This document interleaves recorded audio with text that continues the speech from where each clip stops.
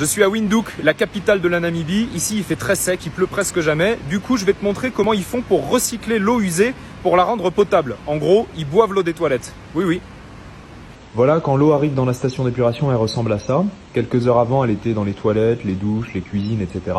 Et dans quelques jours, elle sera de retour dans le robinet. Ça paraît incroyable, mais c'est vrai.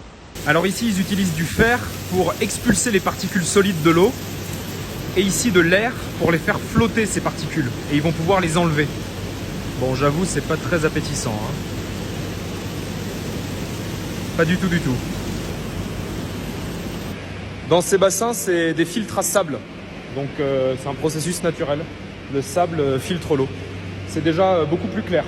Ensuite, il y a une étape qu'on ne voit pas parce que ça se passe dans ce réservoir en béton. C'est le processus d'ozonation qui permet d'éliminer notamment les virus ou les antibiotiques présents dans les urines et les excréments, mais aussi tout ce qu'on trouve dans les produits ménagers ou dans les gels douche par exemple.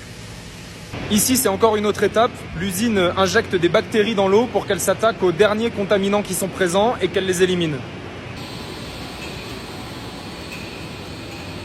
On approche de la fin. Ici, c'est la salle de l'ultrafiltration. Donc l'eau passe dans ces membranes et ça permet d'éliminer ce qui éventuellement aurait résisté aux étapes précédentes. À l'intérieur, c'est comme ça. Ce sont des milliers de tout petits tuyaux minuscules.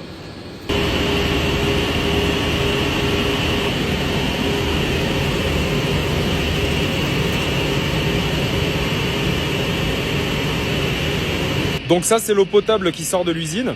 Elle vient des toilettes des habitants, des douches, des éviers. Bref, l'eau usée quoi. On va la goûter.